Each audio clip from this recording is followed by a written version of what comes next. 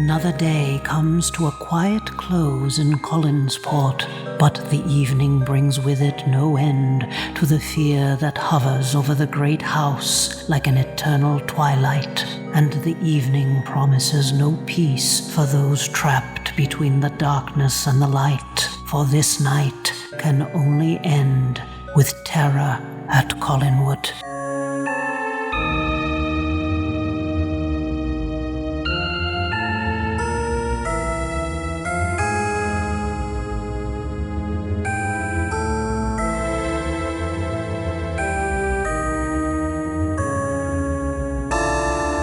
Before we open the secret room to the mausoleum and get to today's podcast, I want to congratulate all of the winners and runners-up and honorable mentions of the Rondo Hatton Classic Horror Awards. There are a lot of friends and fiends I see on there, and I would love to congratulate each and every one of them personally. That would take quite a while, though, to go through that list. So I just want to give a general congratulations. Several of the people who won have been on this podcast, including Ansel Farage for The Most Haunted House in Venice Beach, the one and only Catherine Lee Scott for her interview with David Hennessy, Child of Dark Shadows, and of course, A Dark Shadows Christmas Carol won for Best Event, and several more people on there. So many great people won Rondo Awards, and congratulations to all of them. Terror at Collinwood did not win Best Podcast, but it came in second. That's unbelievable. That blows my mind. Thank you to everybody who voted for the podcast. The winner of the Best Podcast category, of course, was the late, great Gilbert Gottfried of Gilbert Gottfried's Amazing Colossal podcast. That won Best Podcast, and coming in second to the legendary Gilbert Gottfried, that in and of itself is award enough for me. So gosh, thank you to everybody who voted. I sincerely appreciate it. And now let's get on with the show. Be careful, my friend, where you tread, for I warn you now, there are spoilers ahead. Welcome to Terror at Collinwood. I am your hostess, Penny Dreadful, or am I her doppelganger, Danielle? It's hard to say. It all blends together after a while. I don't know who I am anymore, but I know who my guest is today. Jim Beard, who is a writer and editor who pounds out adventure fiction with classic pulp style and flair. Jim has written official Spider-Man, X-Files, Kolchak the Night Stalker, and Planet of the Apes prose fiction, Star Wars and Ghostbusters comic stories, and contributed articles and essays to several volumes of comic book history. His prose work also includes Gotham City, 14 Miles, Janos, Spirit Breaker, Monster Earth, and Captain Action, Riddle of the Glowing Men, the first pulp prose novel based on the classic 1960s action figure. Please visit him on Facebook at the Jim Beard and Becky Books page. And of course, in addition to all of the above and much more, he's also the editor, along with Charles R. Rutledge, of the book Running Home to Shadows, Memories of TV's first supernatural soap from today's grown-up kids from Becky Books. And it's available now on Amazon. So run home from school and get on Amazon and pick up a copy of this book. It is great. Welcome to the show, Jim. Thank you. You make me sound so cool. I hope I can live up to that. Wow.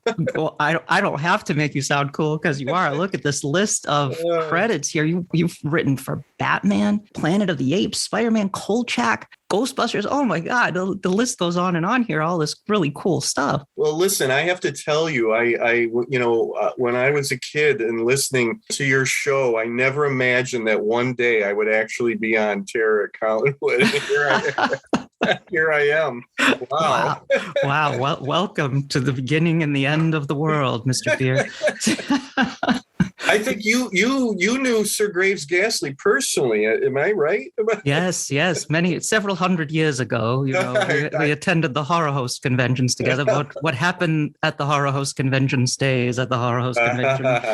I understand. Yes. So I know I've heard you, of course, on Monster Kid Radio, Derek M. Cook's great podcast. I have your delightful Musings on Monsters book as well that you wrote the forward to, and that you shepherded that book quite a bit. So I know that you are a big monster kid and you grew up with Sir Graves Ghastly. So talk to us about that. I'd love to hear about your experience as a monster kid growing up. Yeah, like all the things that I love today, I can't remember a time when I didn't love monster stuff. It seems to me to always have been around, and that I was always interested in it. And it really did probably really gel, really start, kick in with watching Sir Graves Ghastly. He was the horror host, for those who don't know, out of Detroit in the 60s and into the 70s. Now, I caught him kind of late. I was born in 65, so it was probably the very late 60s when I first saw him. But I watched him all the way up until the time of Star Wars coming out in 77. In fact, his show, it's so funny. He always had the art gallery part of his show. Yeah. And they'd play a song and the camera would pan over the artwork. And I was always so jealous because I was an artist when I was little. I didn't have any idea how to send anything in to him. But it all changed. As soon as Star Wars was out, suddenly every single drawing from a kid up there was Star Wars. And it really made me also, that made me think of how famous Monsters of Filmland changed. Yes, yeah. Suddenly it was like all Star Wars all the time. Yeah. Mm-hmm. But Sir Graves introduced me to the Universal monster films and even some Hammer stuff at that time. And at that very same time, my older brother was watching The Ghoul late at night. Right. Yeah. Yeah.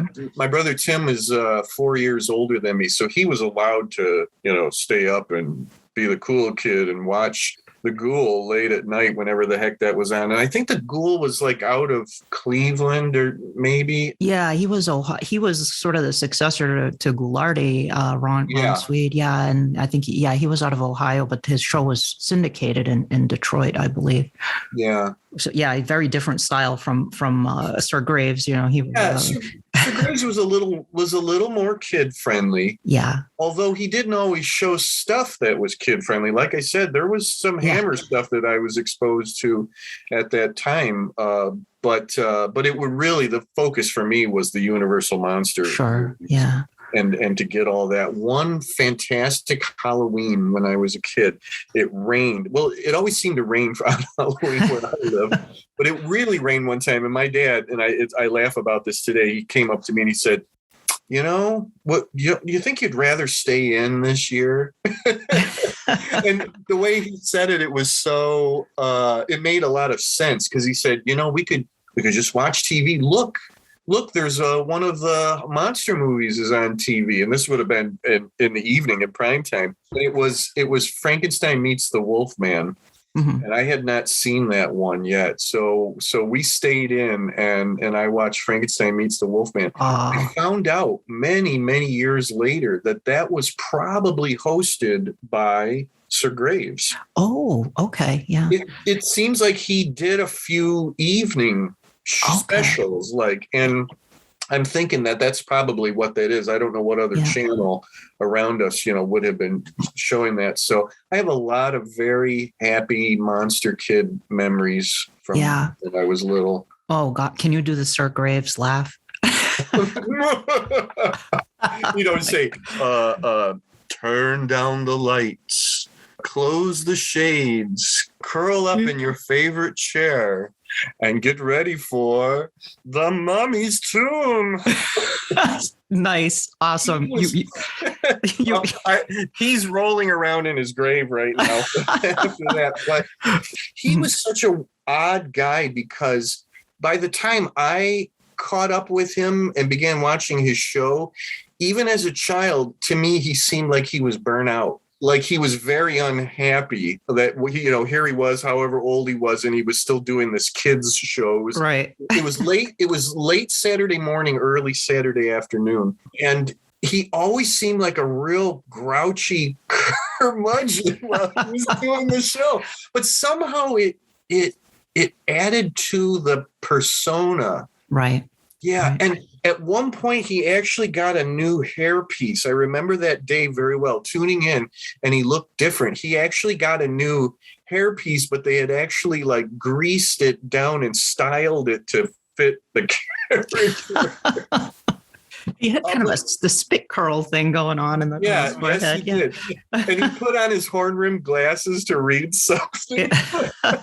Oh, that's great. And what a great introduction to monsters, and universal monsters, and to spend Halloween watching Frankenstein Meets the Wolfman. If you can't go out on Halloween night, that's a good one to spend the night watching, with your dad at home in the evening. Oh, that's really cool. Absolutely. Yeah. Now you were into Universal Monsters and the famous Monsters of Filmland, and I caught the tail end kind of that too, that era. I'm a 70s monster kid. I was born in the early 70s, and my uncle Valdemar, who was, he was super monster kid in the 60s, so he passed all that stuff to me, the Dark Shadows and Universal Monsters, Famous Monsters, all of that stuff. And I remember seeing the Star Wars covers of Famous Monsters and going, that's not really monsters, I guess kind of. It's, there are monsters in Star Wars, but it's not the horror monsters that I think that's how Forey Ackerman was justifying it.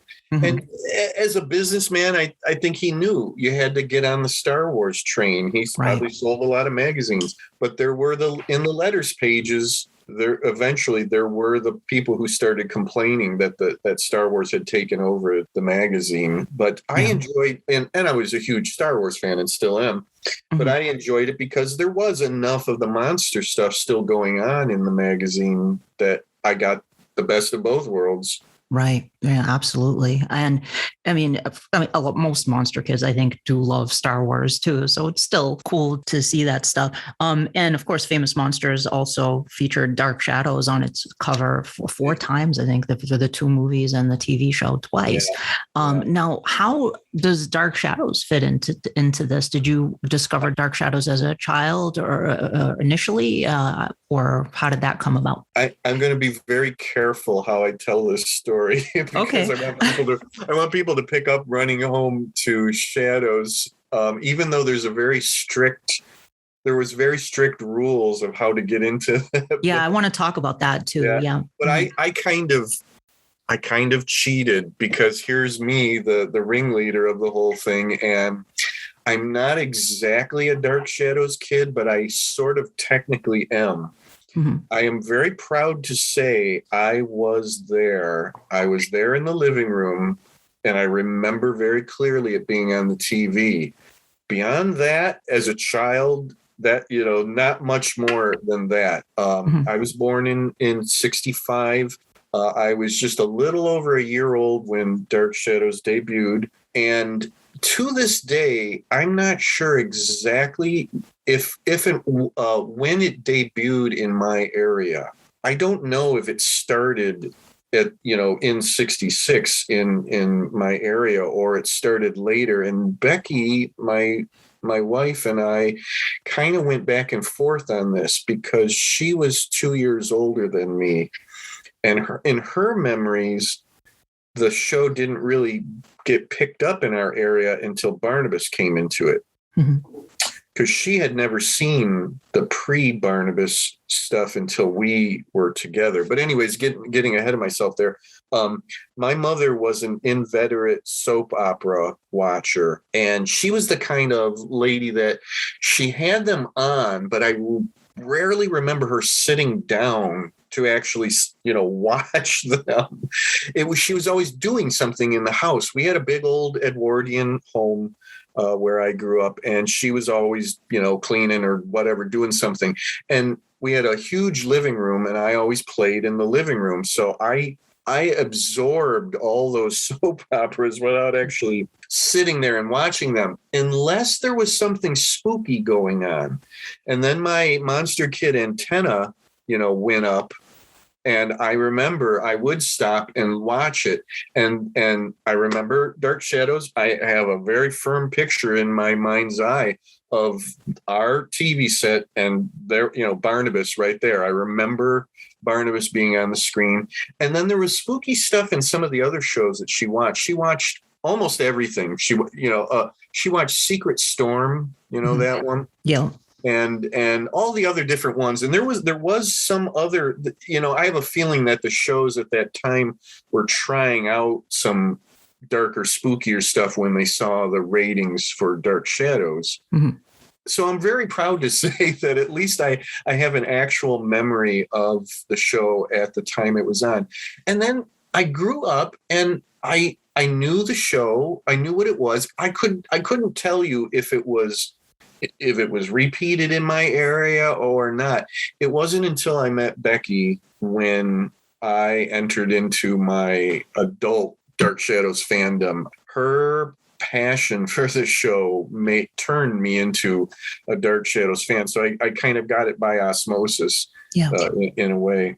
I want to talk about this because I've seen, some people either asking or griping about, why is it only this set of people who are run home from schoolers that are writing for this? And I want to preface this by saying, if you are any era of fan where you discovered Dark Shadows, you discovered Dark Shadows the first episode. If you discovered Dark Shadows yesterday, you are still a fan of Dark. It doesn't mean anybody is more or less a fan. And I want to say this because I've seen some comments sometimes where people are like, well, they weren't even born yet when Dark Shadows was on. Look, I'm a second generation fan. If you're a third generation fan, you are a fan of the show. Nobody is more or less a fan. Okay. But reading the introduction to this book, it is very clear to me why you chose to go in this direction for this book with first generation fans. I know your wife, Becky, passed away, and I actually got emotional when I read your intros. It was a beautiful introduction to the book, and it's very clear to me what your impetus was for doing this. And I want to just to back up for a moment. I want to say hallelujah to what you said about we're all Dark Shadows fans, and that's not just lip service. It's really important to state, and I'm so glad that you did. You said it. You're not any less, because of how you came into it or when you came into it. You are part of keeping this thing alive, this thing called Dark Shadows. And that's really important. And just because I chose a particular focus for the book, it, doesn't, and I hope nobody thinks they're being, diminished at all, for that. But she and I talked about doing a Dark Shadows book several years ago. I have done books on my favorite TV show, which is the 1966 Batman TV series. Yeah, and great. I remember when the first one was being prepped, and she said something to the effect of, "We should do the same thing with Dark Shadows, or something similar." And we never really got down into the finer details of what that was, but that was always in the back of my mind. And I finally last year said, I need to do this Dark Shadows book. Since she's been gone, I've been looking for ways to honor her. Yeah. And with the things that she loved. There's an unofficial tagline to Becky Books, and that is cool books that she would have loved. Oh, yeah. So sweet. Yeah. So everything that goes into, Becky Books is things that I know that she would really have loved. And I thought the best way of doing it was to honor the thing that she said to me that I thought was exclusive to her. I'm going to say something very naive right here. When I met her and she started telling me or talking to me about Dark Shadows, one of the things that she said was, and I used to run home from school and she would tell me, that story. I went years thinking that was something with her. And then when, getting onto the internet and becoming part of Facebook and blah, blah, blah, blah, blah, to start to see person after person after person use that phrase. Yes. And turning to her and saying like, Oh, did you know that other people say that too? So, I got kind of an awakening there, and I apologize, everybody out there in Dark Shadows land. I went quite a long time thinking that was exclusive to her, but I'm better now. In fact, Guy Haynes, who was on this podcast during the Halloween episode over at Seaview Terrace, he produces a bumper sticker that says, "I ran home from school to watch Dark Shadows." I saw that. Yeah. Yeah. I almost ordered that. I think maybe now I have to do that. Yes, I saw that. That's wonderful. So there couldn't have been a better way for me to focus this book. Yeah. In all the books that I do, I have to, and call it obsessive compulsive disorder or whatever, I have to come up with what I think is a unique hook to everything that I do. And to me, that was a way to tighten and focus the book, which was, I want to talk to those people. That's a little cool little group there, of people who did that. So that's what I did, is I went out and I said, you have to have been either grade school, maybe kindergarten, grade school, and even high school at that time, 66 to 71, and have very clear memories of the show. And it worked out. I think it worked out, very well. And I do apologize to anybody, if you feel slighted. Maybe we'll do another volume at some point. Well, I like how you ended with the afterword by Rich Hanley, who was also been on the show to talk about the Adam story. Yeah.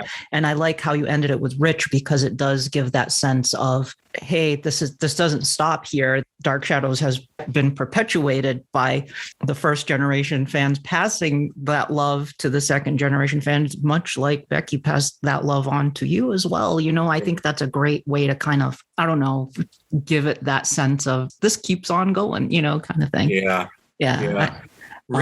Rich was number one. I love Rich. He's my brother, in so many things, and we've collaborated how many different times now. He's, one of my most favorite collaborators.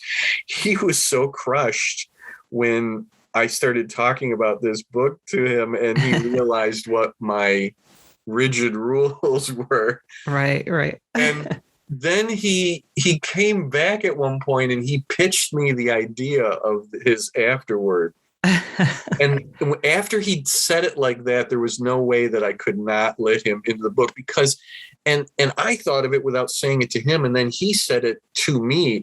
He said that he and me were kind of bookends, that we were both very small children, and that our mothers were the ones that were watching it. And that really hit me strongly, right in the brain. And then he said, and then I'd like to say this and this and this. And I said, you are in. You just talked your way into this book. And I said, nobody could argue, your inclusion now. And he did. He put the perfect capper on it, because it's a look to the past, but it's also a touchstone to the present, and then a look to the future. That this thing is going to keep going on and on and on, because we're not going to let it fall to the wayside. Definitely. Yeah.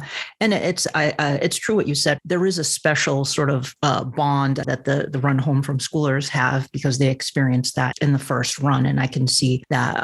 It's just when fans are, I guess, exclusionary in that way, which every once in a while you see something online or something like that. And it's like, well, that's not right. Because my uncle was a Dark Shadows fan, and he first run, fan. And I don't remember a time when I didn't know what Dark Shadows was, because he would just tell me like, oh, Barnabas a vampire, and he'd show me his famous monsters. And then he gave me his famous monsters as bubblegum cards, and then he got the tapes, from syndication. Wow. And like in the early 80s, when I was I just in the 70s, I had all the imagery and the magazines and the cards, and then in the early 80s, I started to watch it, and I got hooked on it. And he passed that love on to me, and that's important to do that. It's important to pass. And this book, I think, really captures that meaning of what the show meant to these kids that ran home from school to watch Dark Shadows in the 60s and early 70s. I've read the first few chapters already, and it's just fantastic. So tell us maybe a little bit about what fans can expect. I see several authors here, people who've been on this show already, like Rich and Jeff Thompson, forward by Catherine Lee Scott. And then I see several people who I've already reached out to over the last few months for future episodes. So talk a little bit about that, if you would. Yeah, it was a really interesting process to get that lineup. And it was sort of in three ways. It began with people that I already knew, writers in my pulp writing community that I knew were Dark Shadows fans. And then I actually then had to confirm with them how old they were and that they had watched it as a kid. And then there was a few that it didn't fit that criteria. And then it was going to the people that I knew and having them recommend writers to me who would fit that criteria. And then I actually did a very brief open call. I put it on Facebook and I put it on my Twitter. And it was funny because I was trying to be a little vague because me being a somewhat paranoid person was like, if I really go into detail about this and the book's not done, someone's going to steal this idea from me. But I got a few more people like that. And backtracking a little bit, God bless her, Catherine Lee Scott actually recommended a few. I picked up maybe 3 more people from her recommendations. Oh, wow. Yeah. And that's, when Maggie Evans tells you to go to these people, I think you should listen, So that's how that all came together. And then basically what everybody was told was, I want your memories of watching the show. And what I mean in that is I want the strongest memories, and I want you to act as a storyteller. I said, I want these to be warm and personable. I don't want you to be pedantic with it. You don't have to go into when the show started, who created the show, and all of that. I said, most people who are going to pick up this book are going to know that stuff already. What I really want is I want you to transport your reader back to 1966 to 71. And I want them to have a sense of the era and time and as you as a child. I said, you can talk about stuff after the show and when you grew up, and if Dark Shadows impacted your adult life, that's fine. I said, but the focus has to be on childhood. Right. That was supremely important to me. And everybody just came through like gangbusters on it.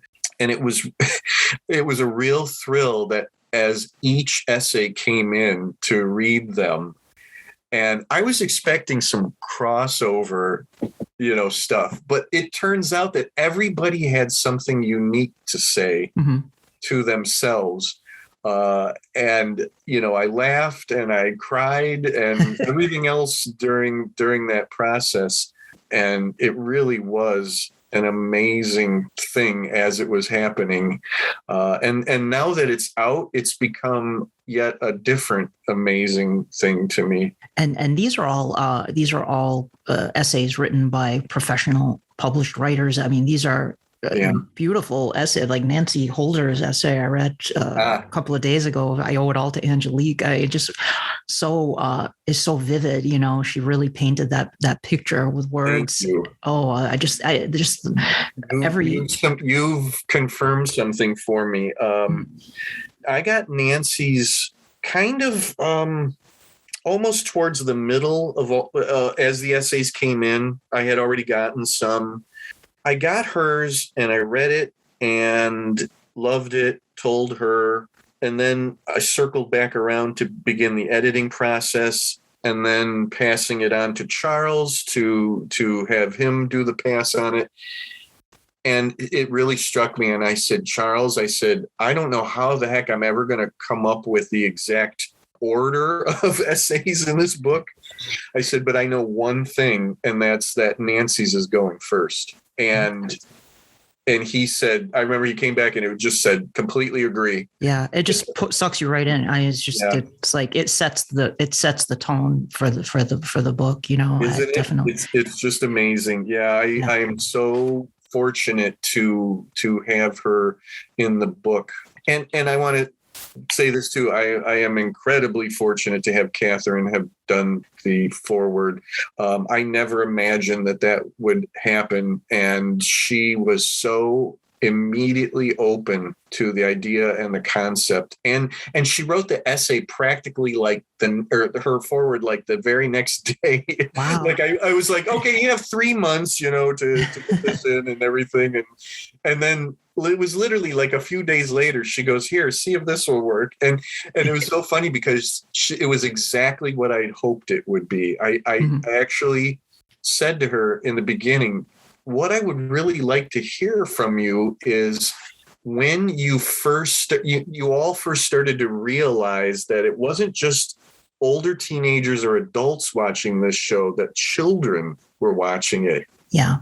Yeah. And so I said, that's really important. I said, if you can, dredge some of that stuff up, wouldn't that be great? And the children, kids and teenagers kind of they took over. The monster kids and the teenagers just were like, this is our show. Yeah. And the soap opera viewers, some of them stayed on board and continued to watch it. Plenty of them did. My grandmother continued to watch it, even though she couldn't look at Barnabas when he showed his fangs, she had to look away. But it's interesting. If you look at the audience for Dark Shadows, you can see the camps. You have the soap opera fans, you have the monster kids and the kind of the teen magazine crowd that was into the actors and their lives and stuff. And it was a really strange, an unusual combination of demographics that took place there. Yeah. Two things. A similar thing happened with Batman 1966. Mm-hmm. The show was designed to appeal to children, but it also had some things going on that they knew would appeal to the adults, the parents that most likely would be watching with the kids.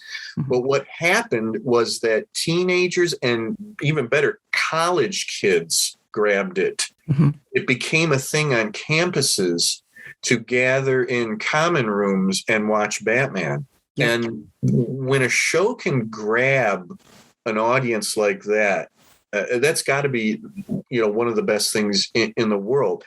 Mm-hmm. And then also, I was surprised when I found out how much the monster kid crowd embraced Dark Shadows. Because at one point, I didn't really realize that. Mm-hmm.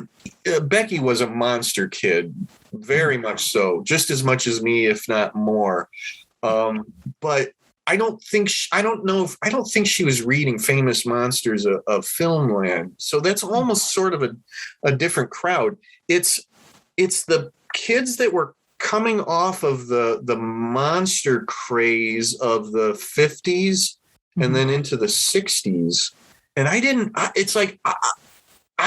couldn't imagine and still find it hard that some kids would have been able to sit through Dark Shadows, but now I'm getting it more and more. I hope I think I'm being a little confusing on that, but it's that they would have been able to sit through different parts of it to get the monster fix is really, really amazing to me. And I think that the producers and directors and writers probably started to hear that, and it really ramped up those monster aspects. Yeah, I think while still trying to hold on to the soap opera crowd. Right. And I think they must have realized it after Barnabas came on and during 1790, you start to see it ramp up more and more during 1795. And by the time they get to Adam, I think they're fully aware that okay. Yeah. And then all bets are off. It's like werewolves, no problem. Right. Disembodied heads, no problem. Dr. Jekyll, Mr. Hyde, why not? Sure, exactly. Exactly. More vampires, cosmic horror, weird beings from wherever the hell. Yep. Sure, let's do that. Yeah. But let's not forget there needs to be a little touch of romance in there somewhere. Right. And it really, I mean, I talked about this when I did the Gothic, tropes episode, but it also, the fact that it was formatted as a soap opera also caused it to fall right into that tradition of serialized Gothic storytelling from the 19th century. It was like almost the successor of that in many ways. And a lot of those characteristics that we could say are soap opera characteristics also happen to be characteristics of the Gothic, The other day I said something to someone on Facebook, and I believe it was in one of the Dark Shadows groups. I said, and I can't remember how it started, but they were talking about, somebody said something about black and white and then it going to color. Mm-hmm. And I said, look at it this way. Think of the black and white era of Dark Shadows as the Universal Monsters films. Yeah. And when it goes to color, then they become Hammer films. That's a great way to describe it. Yeah. And as soon as I wrote that and hit send, I considered myself very clever by saying that. Other people may disagree, but whatever. But and Curtis was a big fan of that stuff. Yeah, he was. Okay. House of Dark Shadows is totally a Hammer film. Oh, totally. Even the color of the blood is Hammer red. I mean, and it's funny because, and here we're jumping all the way back to Sir Graves Ghastly for a moment. He would show a Universal monster film. I was happy. Next week, suddenly it was one of these color Hammer films, and I didn't like them. Becky was. You didn't like the Hammer films when you first saw them? No, Becky was a huge Hammer fan when I love she Hammer. found me, and she worked on me and tried to get me up to speed on Hammer. But you know what it was? It was that they were too adult. Yeah. They were too garish. The blood was too red. Mm-hmm. I wasn't, it was like I was a weird kid. No, I had to have the subtle horror of black and white, Bella and Boris and Lon and all of that. Mm-hmm. Now today I do actually love some Hammer films, but I'm not the biggest Hammer, fan in the world. But to me, that's how I see that change in Dark Shadows. That Barnabas, sunk his teeth into that show and dragged it into the Hammer era. Like let's leave the black and white Universal era behind and let's go to that. I got to say this. House of Dark Shadows, if you can forget for a moment that it's a Dark Shadows film, is one of the best vampire films ever made, along with the very first Kolchak TV movie. Oh, yeah, I love the vampire one. That's the Night Stalker. If you take the licensed material out of that, it is one of the best vampire films ever, alongside of House of Dark Shadows. And I'm not saying even just for the 70s, but for forever, and if nobody, and I can't believe anybody listening to this has not indulged in both those movies. If you haven't, please do and try to watch them.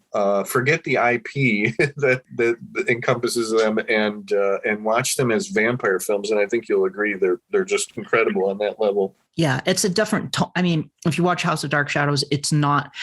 I mean, most people listening to this probably have, and some fans of the TV show don't like House of Dark Shadows because it's too violent and Barnabas is too dark. And I think it's cool. I think it's just there were always parallel time was introduced into Dark Shadows. So to me, that's just a different parallel version where absolutely Barnabas really was who couldn't like Barnabas gyrating in slow motion with the thing, being driven through his body and the blood. Yeah, that was intense. In slow motion. I don't get it. Is there somebody out there? Yeah, it's great. It's great. No, I think it is. I've said the same thing in a previous episode. It's just a great vampire movie, period. And it's I call it Darker Shadows. It's just, it's like, I love the TV show so much, but I loved House, and I love Night of Dark Shadows, not as much as House. I want to see the full Night of Dark Shadows, and Kolchak. Oh my God. The TV movie, the Kolchak TV movie is fantastic.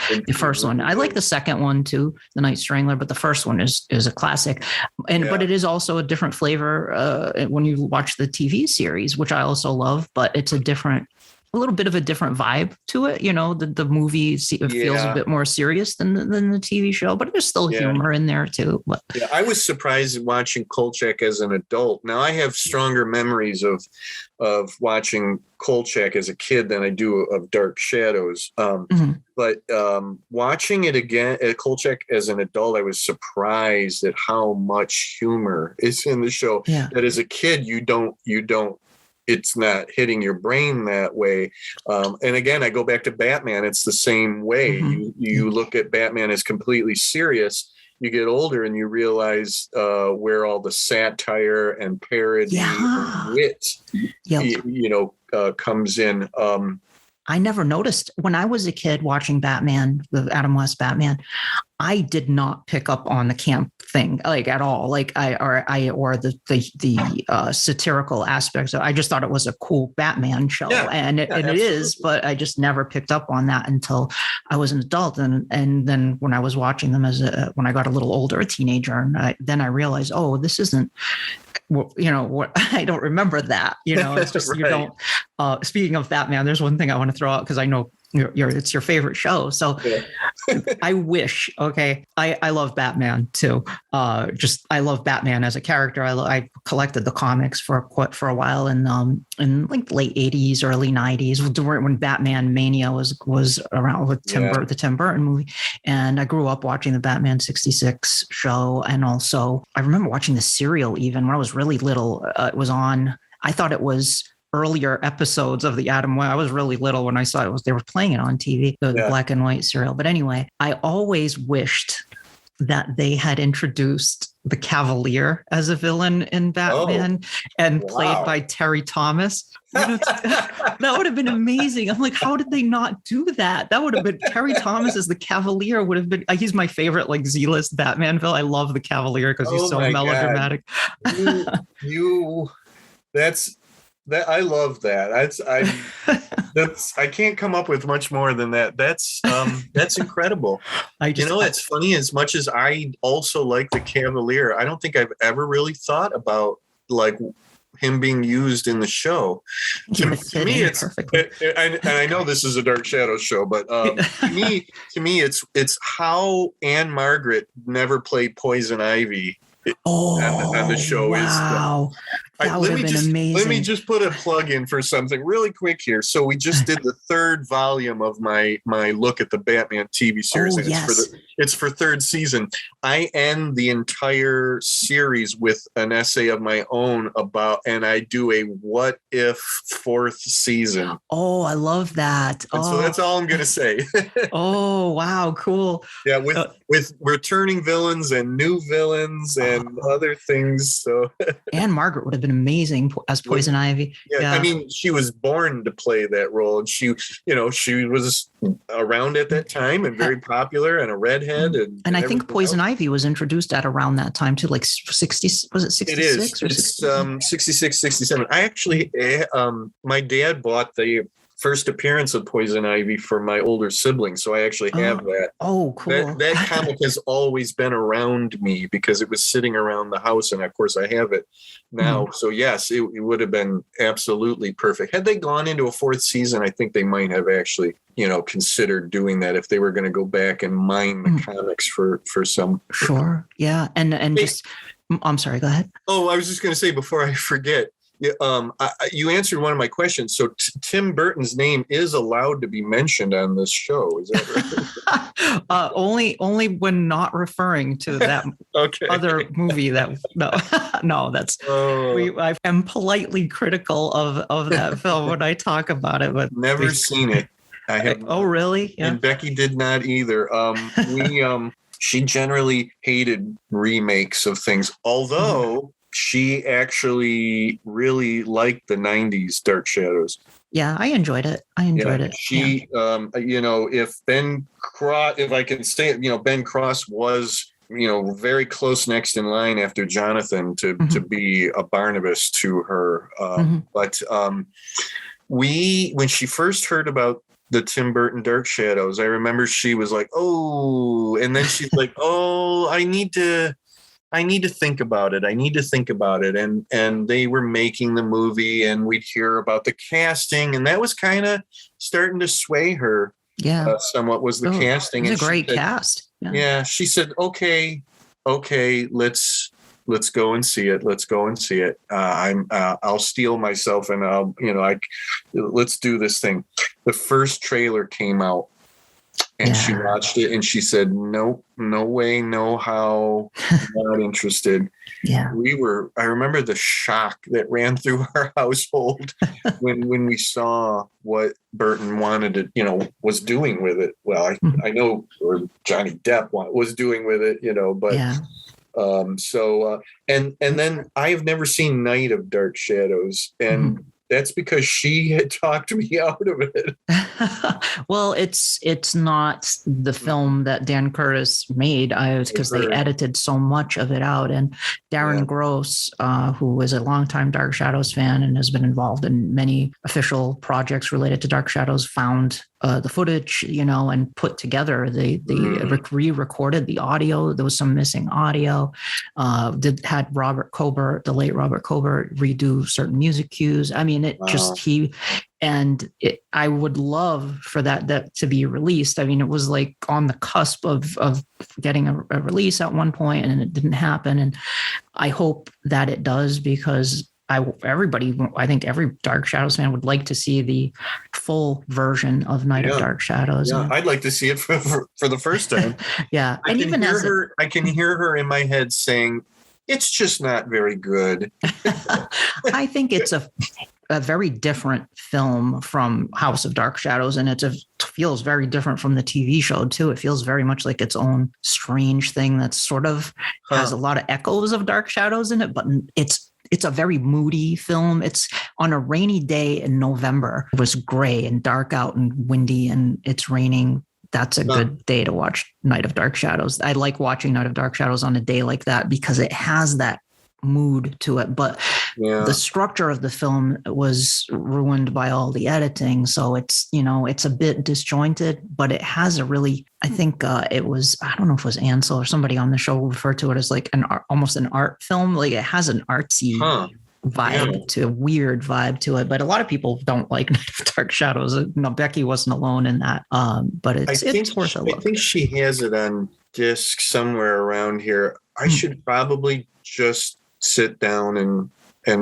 finally watch it. I think it's just that I'm such a big fan of House that I don't want anything to kind of soil that. It's just its own thing. It's its own thing. It's ghosts and witchcraft. There's aspects in there, but it's interesting. When talking about Batman, Star Trek, and Dark Shadows all premiered in 1966. Yep.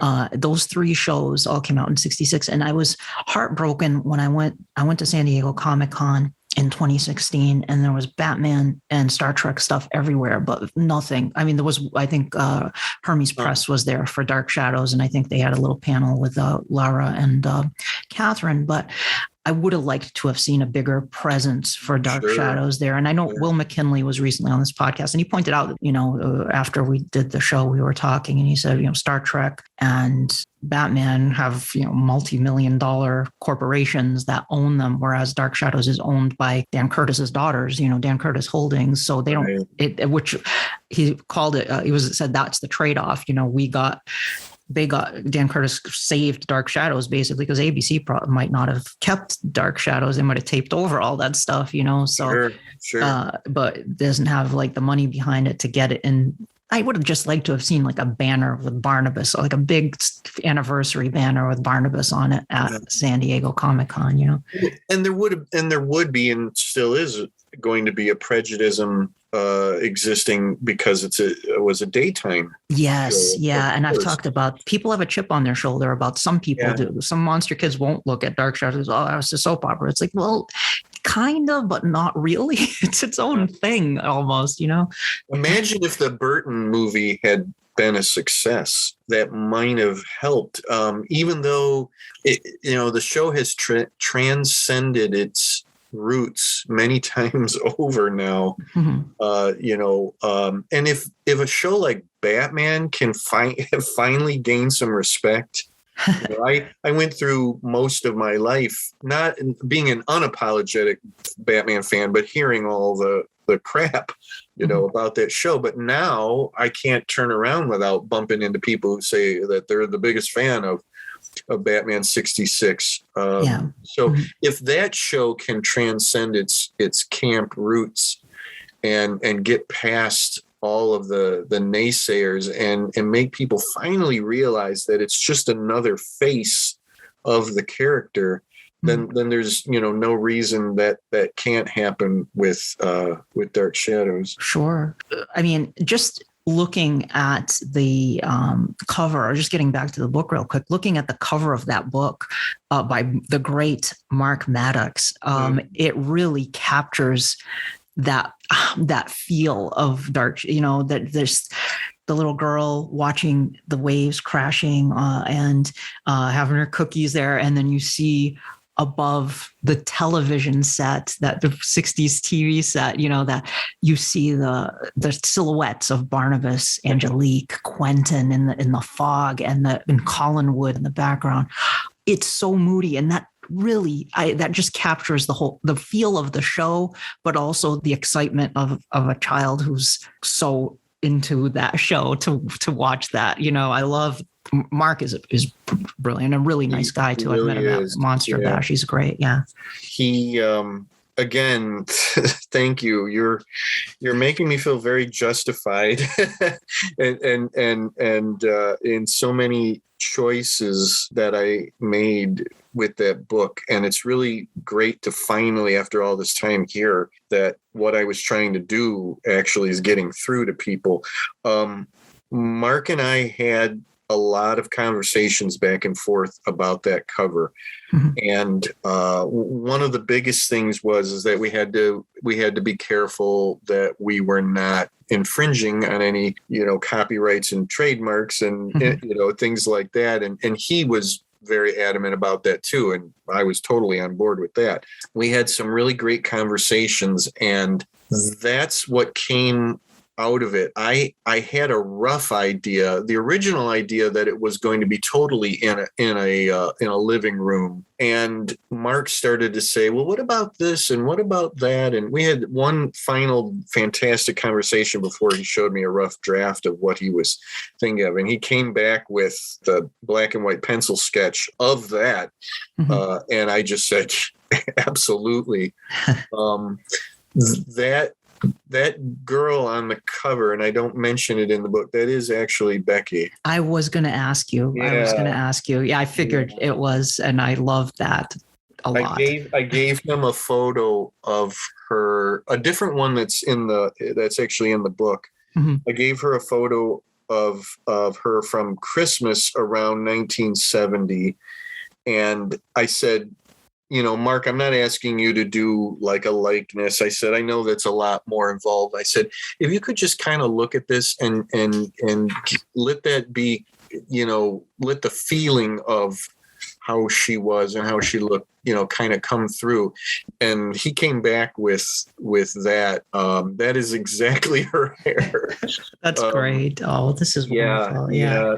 And the plate of cookies was totally Mark. I love it. With little cup. I saw that. Yeah. Oh, and I see the werewolf back there too. Chris Jennings is lurking there in the background. Oh, I love that. Mark is so he wanted that TV set to be so accurate. And he was like, I remember we were on the phone and he was going on, and I'm like, Mark, I trust you. You know that whatever you come up with is going to be an accurate television set, Yeah. you know, for that era. And I love that because it reminds me of the set that we had. Mm-hmm. Oh, great. Yeah. He painted, of course, also the Dark Shadows lunchbox, which is a great collectible. Yep. It's one of the best collectibles they've done in quite a while. It's really cool. And I have a print of the front of that lunchbox that I got from Mark at Monster Bash. Actually, a friend of mine, my friend Rebecca, picked it up for me as a gift from Mark. But I asked him already. I was like, if you go to Monster Bash, I hope you have prints of this cover of this book, because I would love to get a print of this cover. It's just another one of those things that I'm very fortunate that I was able to get onto his schedule, and that he believed so much in the project, and that he was excited about it, and that he came up with something that was even better than what I imagined in my head. Yeah. So just very thankful to him for that. Mm-hmm. Yeah, it's great.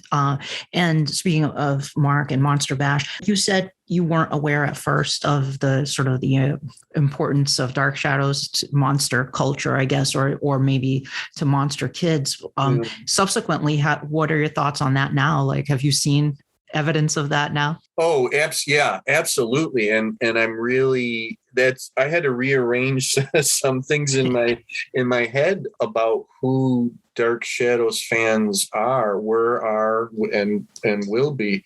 And that makes me love it all the more. Okay. I hadn't seen the show probably since when it was originally on, until I had met Becky. And when I met her, she had in tow some video cassettes, VHS cassettes that she had taped off of the TV. That, you know, they weren't store-bought or anything like that at all. I'm not even sure there were commercially ones available at that time. But we sat down and she started showing me, and it was kind of disjointed. She didn't have like a whole big long string of episodes. She only had a few. Right. And those are very special times because we'd watch those. And of course they're terrible VHS. Oh yeah. Yeah. I remember. Yeah. The multi-generation grainy. Yeah.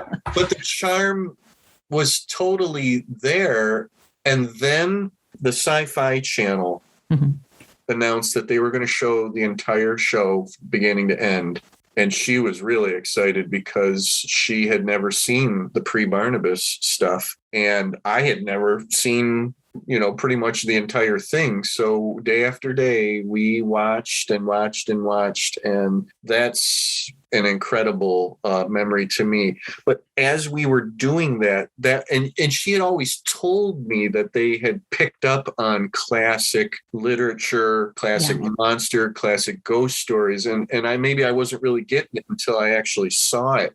Mm-hmm. And to finally see all that, and you know, Adam comes along and I'm like, what? They're doing Frankenstein, you know? I mean, I always knew there was a vampire in the show and Angelique was a witch, and then, you know, the Dr. Jekyll and Mr. Hyde and the Leviathans, that I think really blew my mind, because that's sort of a deep dive. Yeah, H.P. Lovecraft. Yeah, the average viewer probably didn't know. Right. Thank you. The average viewer. And then, you know what? They probably went through the whole thing and still had no idea where the heck it came from. And I know some people today are still saying, what the hell were they thinking? But I actually kind of like the Leviathan. Oh, I do too. I love the Leviathan storyline. Even though isn't it considered to be the kind of like the thing that killed the show? Yeah, it's a lot of people consider it the jump the shark moment for Dark Shadow, and I disagree. I think people were shocked by it because it was such a very weird storyline. But I dig it. I think it's cool. I totally. It's like, everybody take a step back and give them credit for at least attempting it, because not only had they been doing so many things that had never been done in daytime soap operas before, but that really had never been. I mean, that had hardly been done in films, you know. That was really incredible. And I get what people say about they don't like them Barnabas was being controlled or subjugated or whatever. And I guess I get that. Yeah, when you stand back and you look at his first appearances and then you look at that, there's a huge gulf there. Well, he's under their control, and he's so cold and aloof, and it is jarring if you're like, following the Barnabas you're used to, and then all of a sudden you get that. It is jarring, but it was unexpected and weird and cool, I thought. And subtle in the sense that it's not necessarily horror that you see, that you feel or get the sense of, that there's something much larger hanging above you, kind of a thing. And even different from the sense of dread that usually hung over Collinwood. Right. This eldritch, these ancient, Lovecraftian elder god type beings. This is something very unusual for Dark Shadows in it. And if you're expecting, the ghosts and the vampires, this is out of left field. So I can see how people were, but I think I liked it when I first watched it when I was a kid. I think I was already probably going into my early teens at that point, because they were then running it out of Channel 58. And I thought it was cool then. And anytime I've rewatched that, I still like it. I'm going to ask you some geeky questions. I guess we could say this has all been geeky questions, but okay. So geek out, go for it. So I was reading, in your bio, that your dad introduced you to pulp stories, which I love. That's great. And that you write pulp stories. You're a fan of them. Is there any pulp character that you think would work well in Dark Shadows? There's one that springs to mind for me, but I don't know if there's any. probably the one that the show stole their name from would be The Shadow. The Shadow. Oh, that would be interesting. Sure. Yeah, definitely, because the Shadow today is considered to be a mystical character, but in the original pulp novels, he is not.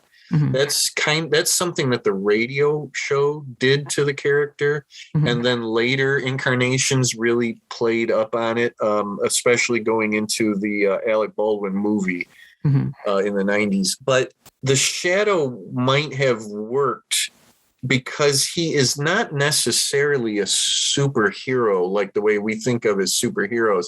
But I think it would have been really interesting in the show if something like that would have been attempted, a character that has another identity that is a sort of a well, you know what? In some ways, Barnabas is kind of a shadow or a midnight avenger kind of a character. Right. When I think back, he does play the double role. He's the cousin from England, when he's walking around normal people, and then he's the vampire. And actually, those are some of my favorite moments in the show when he becomes the Sword of Justice. And the one that I'm thinking of right off the bat, and probably my favorite, is him offing Jason McGuire. Oh, yeah. If anybody deserved to be death by vampire, it's Jason McGuire. Everybody was waiting for that. I think the triumvirate, it was a Jason McGuire. Well, he did like Trask. You got Nathan Forbes. You got Sky Rumson. It's like all these dirt bags that you. Right. Well, you know what? I look at it as Barnabas comes into the show and Jason McGuire is the holdover. Right. Yeah. And it's like saying Barnabas is wiping away the last remnants of the old Dark Shadows. Oh, I love that. And now it's his, show. Yes. I really like that. That's Elizabeth, you have a dangling plot line here. Let me take care of that for you. And then he just, offs him.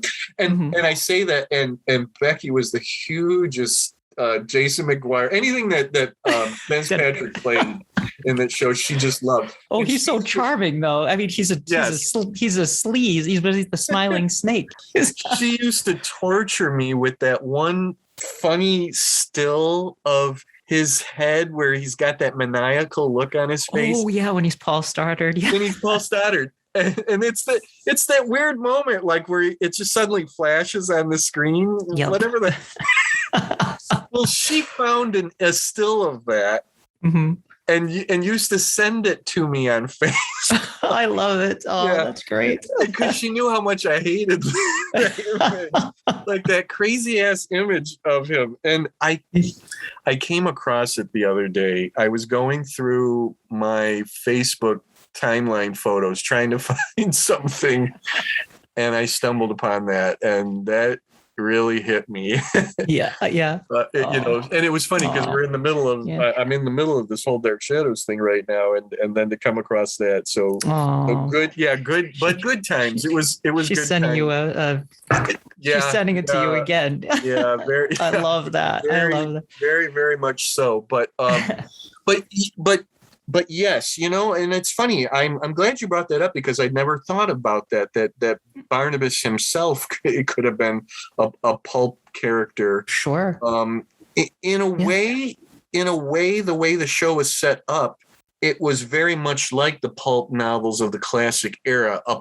Every chapter of a pulp novel was designed to get you to immediately read the next chapter. Right. They end in a way, every chapter ends where they're daring you not to turn the page and keep going. I mean, that's what a pulp novel is. A pulp novel is basically plot driven, and that's not to say it doesn't have interesting characters, but the characters never changed from one issue to 1 month, one issue to the next. It was the stories that people were coming in for, but they were get in and get out. Right. Get in, tell the story, get out. They were short, cheap entertainment. Mm-hmm. And I think about, a half-hour episode of Dark Shadows is very much that same sort of thing. Yeah. They're daring you to not come back tomorrow. Oh, yeah. Dan Curtis was always pushing for the big cliffhanger at the end of every episode. I mean, it was definitely for sure. And similarly with Gothic serialized storytelling, that was all those cliffhanger type endings. But one character, I think, that would have worked well in Dark Shadows too if they had sort of adapted him as Solomon Kane, the Robert E. Howard, the monster hunter character. Oh, that's very interesting. Yeah. I think he would have been interesting because Professor Stokes was like he was the Van Helsing of Dark Shadows, but a more sort of dark action kind of monster hunter type character, a brooding character like Solomon Kane, who's shows up to track down Barnabas and and the other supernatural characters, Angelique and Quentin, whatever, I think that would have been interesting too. I'm a massive fan of the occult detective subgenre. Yes, cool. And that's my Sergeant Janus character is my occult, and he's inspired by the character of Carnacki, which was William Hope Hodgson in the teens, right before World War I, and he had 9 different adventures in pulp magazines of that character. And I think I remember like gravitating towards Professor Stokes, and I may have even at one point said, wait, I know what this is. This guy's the kind of character that I like. He's the sage occult expert. Yeah.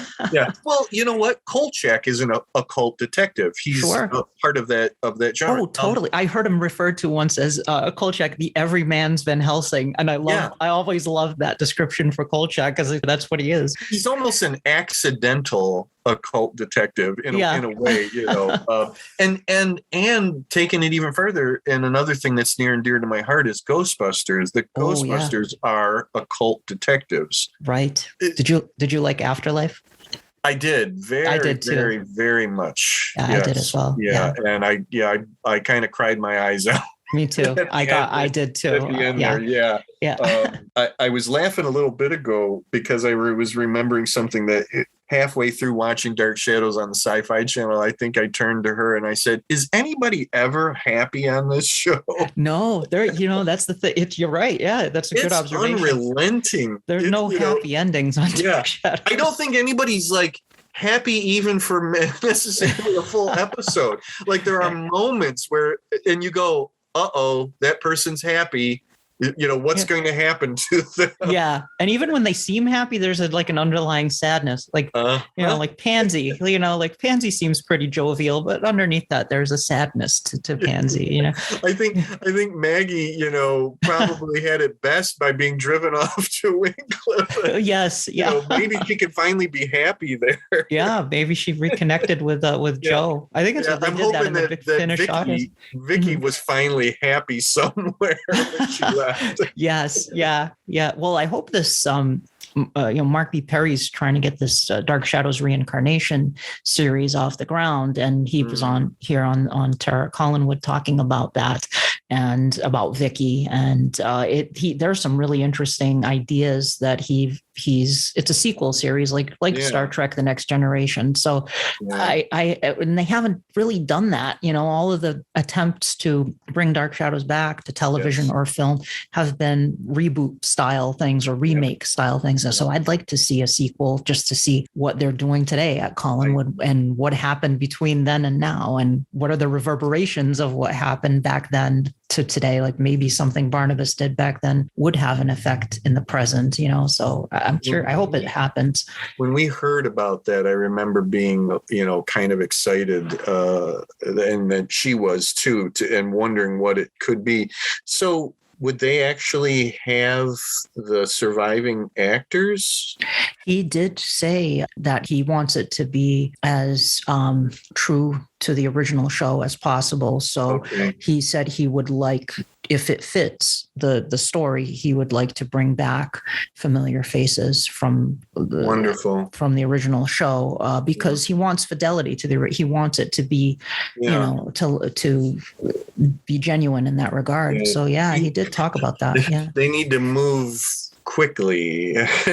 Yeah, and I hate to even chuckle over that, but they, if they're serious about that, they need to strike now, because Dark Shadows is one of the shows of its time where we are incredibly lucky to have so many of the main players still with us. Yeah. That we still have Catherine and Lara and David is really amazing. And, we're fortunate, I think of the ones that have passed on, and I hope that they wouldn't recast those people, but maybe just have children of them or something like. It'd be interesting to hear how they would handle Barnabas. He says he has a plan for. If you're interested, if you check out episode 20 of the podcast, and this is one where I did a video version of it because Mark had such a great. He was in the Collinwood foyer, so his background, on his Zoom. So we did video, but it's episode 20, and it's a. He goes into substantial detail about what his he doesn't spoil anything, but he says he has a plan for Barnabas, and he maintained you can't do Dark Shadows without Barnabas Collins. I agree. So he has an idea for that. I definitely encourage you, or anybody listening, if you haven't, check it out and hear what Mark has to say, because he definitely has a passion for it, and I think I have a good feeling about what he has in mind. So I hope it happens for sure. All right. Power to him. Yeah, definitely. I'm going to ask you a couple questions here. Who are your favorite characters, and who are Becky's favorite characters too on Dark Shadows? Well, first and foremost for her would be Barnabas. Barnabas was everything, I can hear her yelling out. And I kind of mentioned this in my intro. The shows and movies that we love the most became part of our language that we spoke to each other.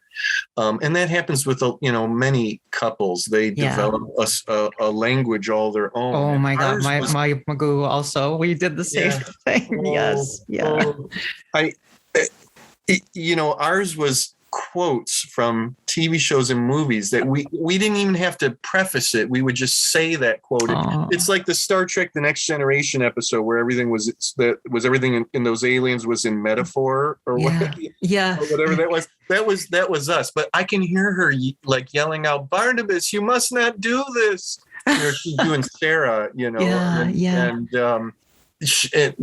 and I won't ruin the introduction for people, but the wonderful Louis Edmonds who flubbed that line, and I mean I had to use that as the title to my introduction because my God, how many times we brought that up because she was in such admiration of how he recovered that. She was a musician, but she was also an actor too. And she said that's the best recovery that she had ever witnessed and seen. She loved David very much. She loved Roger. God only knows why. I think it was Louis. Well, she used to watch Louis on what was the other soap opera he was on? All My Children. Yeah, she loved him on there. And Trask, Trask. Yeah. Her family was obsessed. They all watched the show together. Their family was just obsessed with the Reverend Trask. And he's still with us too, Jerry Lacey. There's another one. Yeah, you've come bring him back as another descendant of Trask. He'd be fantastic. Yeah. But I think after Barnabas, it had to have been Willie. And Willie, yeah. She just, we would joke about how many times he got caned, and poor Willie. You betrayed Barnabas, me. I'm sorry. That's a good Willie impression. I think she felt so much, even though she loved Barnabas, she felt so much sympathy for what Willie had to go through, and probably hoping day after day that he would have some spot of happiness. What's funny is that I know she likes some of the female characters, but she gravitated more towards the male characters. Yeah, very much. She liked Maggie, well enough, and she loved to hate Angelique like anybody else. And she liked Professor Stokes, anything that Thayer David played. I remember that she always somehow gravitated towards the children. She loved David. She loved Sarah.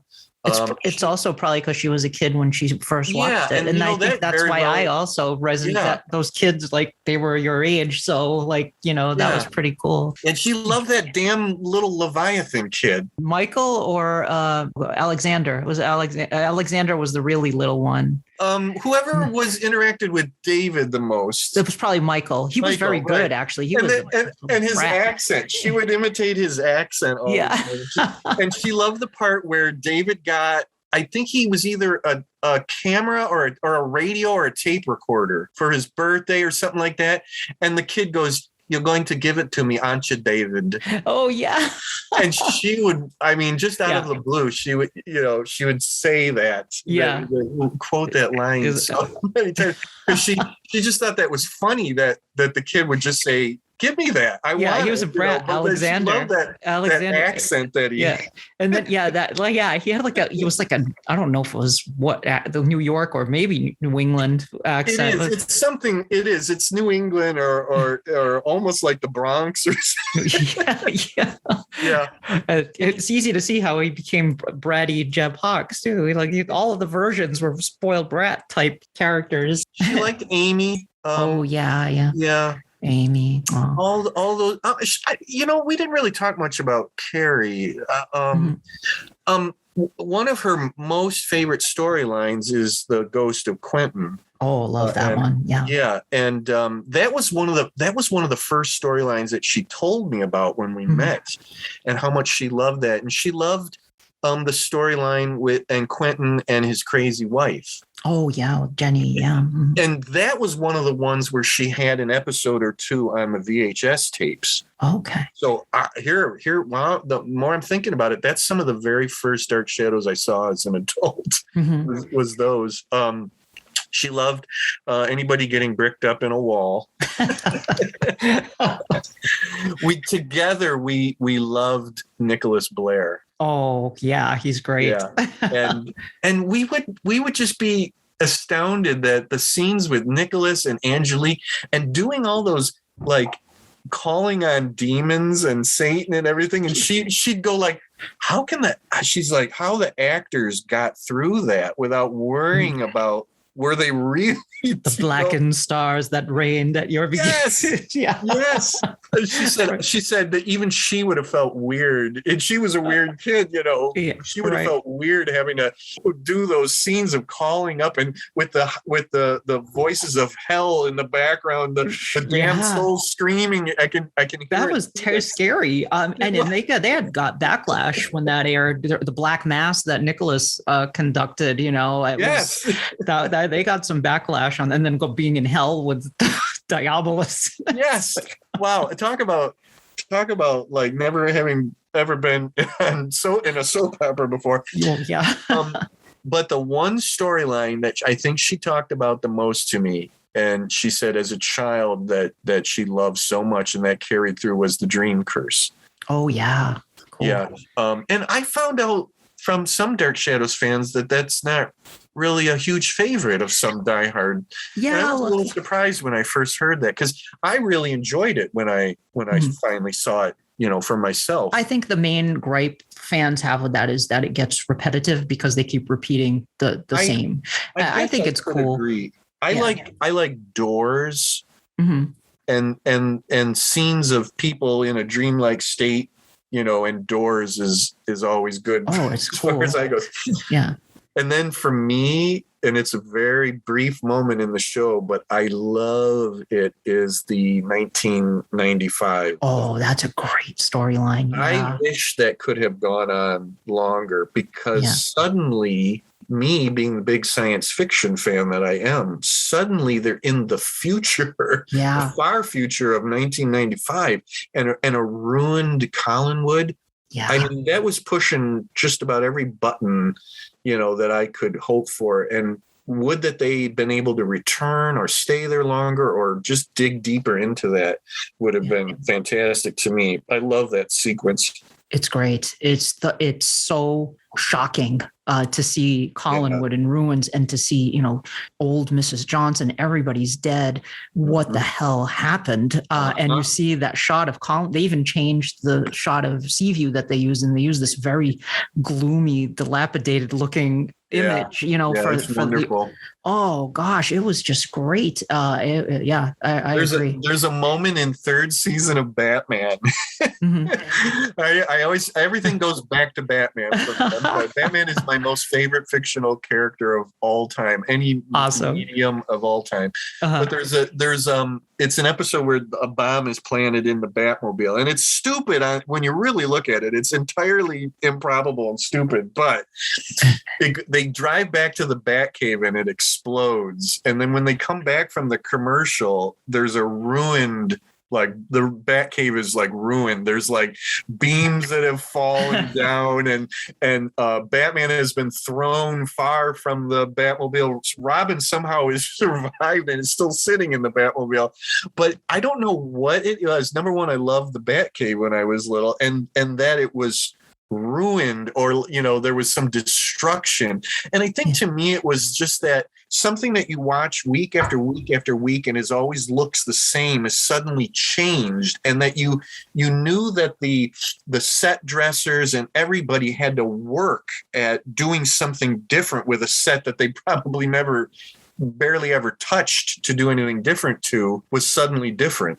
Yeah. And that's part of it with the ruined Collinwood and being in the future. And like you said, what the hell happened? What happened? Carolyn is mad. Quentin is mad. Everybody. If I ever got to write any official Dark Shadows fiction, and believe me, it's still high on my bucket list, I would want to try to do something with that. Have somebody go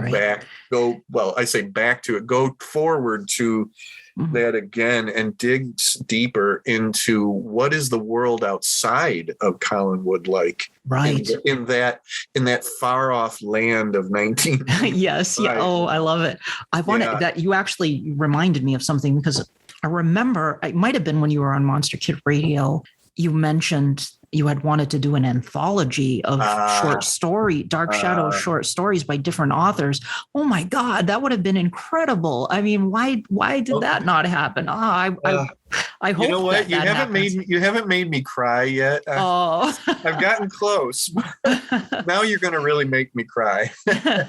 I should be thankful for the projects that I have done with licensed properties, but I actually at one time pitched that to the powers that be. Okay.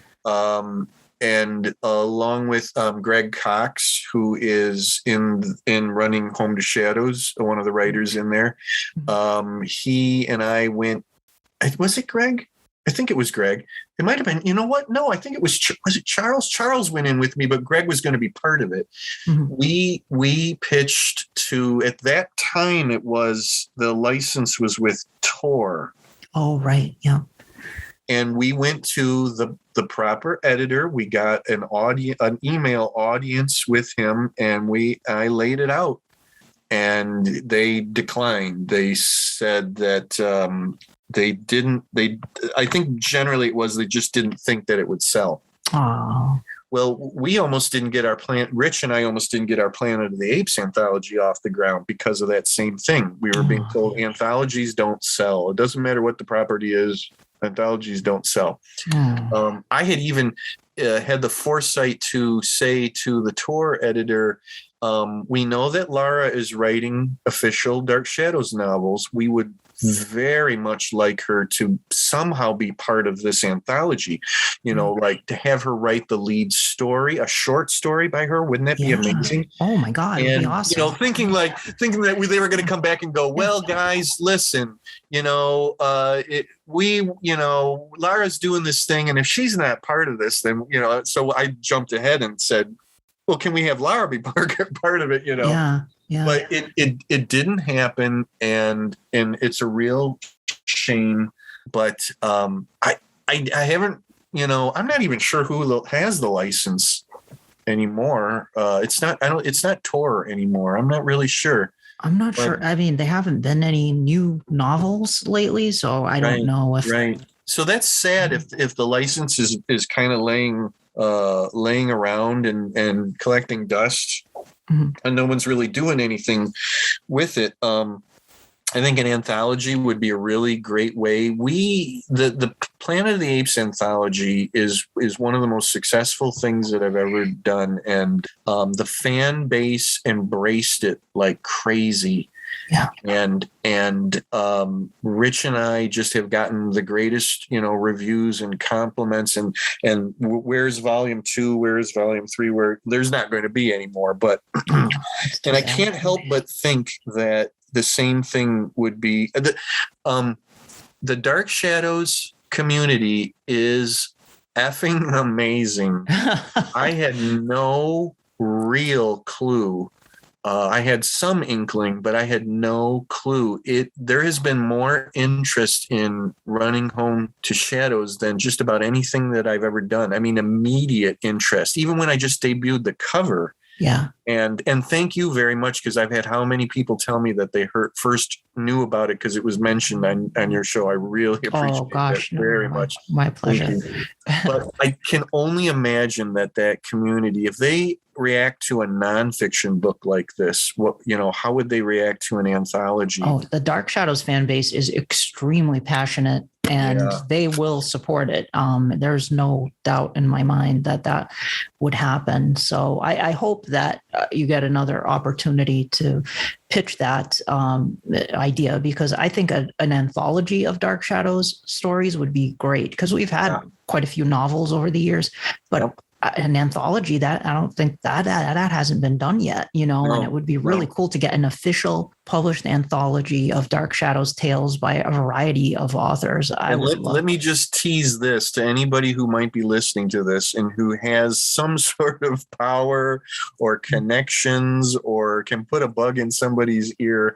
The lineup of writers that I could pull in now from the people that I have worked with and know, I think that they would be very, very happy, with who they would see in that book. And some of them you'd look at the name and say, that person writing a Dark Shadows story? Yeah. Like, where do I, send my money? Yeah. There are so many writers who, Stephen King is a huge Dark Shadows fan. Yeah. Anne Rice was a big Dark Shadows fan. Yeah. There are so many writers that were by Dark Shadows. And creators just in general. Fritz Lang would lock his door and nobody could bother him while he was watching Dark Shadows. Isn't that wonderful? Isn't that great? It's just really amazing. Yeah. So there are people out there that are probably, anyway, I'm not saying Stephen King would be in the book. I'm just saying, I would just saying there are a lot of prominent Dark Shadows fans out there. So, Jim, tell us a little bit more about where people can get this book. How do they find out more about your future projects? Let us know. Okay. First and foremost, go to Amazon.com and Running Home to Shadows. You'll find it right there. It's available in paperback and in ebook, Kindle ebook, at a very reasonable price. And I made sure that it was as an attractive price as I could possibly make it. And then updates concerning it and future things would be at my Facebook page, which is called the Jim Beard and Becky Books page. And that's where I made the first announcements for Running Home to Shadows, and everything will get announced there. And I have my Amazon author page also, where you can see all of the things. If anybody's interested in the Kolchak book, there's 2 books of mine that are not on my Amazon author page. They're published by Moonstone Books. Yeah. And Moonstone Books is generally not on Amazon. You have to get their books through their site. So it's moonstonebooks.com. And you'll find my Kolchak novel there, which is a sort of sequel to the first Kolchak TV movie, which I'm very proud to say. That's awesome. And then I have a brand new Green Hornet novel, cool. And that's based on the 66. There's another that show from 66. Yeah, the 66 Green Hornet show. But everything else you'll find on my Amazon author page. So Running Home to Shadows, the Batman books about the TV series, and in the back of the print edition of Running Home to Shadows, you'll see the other books that are out from Becky Books, and that's the 3 Batman books and a few other fiction ones. And my occult detectives, Sergeant Janice series, you'll also see on my Amazon page. There's a lot of spooky monster stuff in my catalog. Wonderful. I won't be too surprised to find that one. Fantastic. Well, Jim, thank you so much for taking the time today to chat with me about this amazing book. You folks, you got to check it out. Running Home to Shadows. You won't be disappointed. And as Jim pointed out, the price is right. You can't beat the price on this. And it's filled with so many great memories from fans of Dark Shadows. Jim, thank you again for joining me here on the podcast. I really appreciate you doing that. Thank you so very much. This has been a lot of fun. Sorry about all the tangents. Oh God. Tangents is my middle name. Me too. Same. I'm all about the tangents, okay. Well, I go in with an idea. We're going to talk about this. We'll talk about this. But I knew, I knew we're going to talk about a lot of fun stuff in addition to Dark Shadows. And I'm glad we did. Folks, please be sure to subscribe to Terror at Collinwood on your favorite podcast app, Apple Podcasts, Spotify, Stitcher, wherever you listen to your podcast. It really helps the podcast to grow if you subscribe, rate, and review. And if you listen to Terror at Collinwood on YouTube, as some people do, please do subscribe to the YouTube channel too. I will be eventually posting some exclusive content on there, but I am happy to see the feeds, the subscribers growing. And when I posted that Gothic episode, I wasn't expecting that, but there was a bump in subscriptions. So please keep on subscribing. Tell your friends about Terror at Collinwood. And for as long as they lived, the Dark Shadows never truly vanished, for there will always be terror at Collinwood. Terror at Collinwood is a Penny Dreadful production.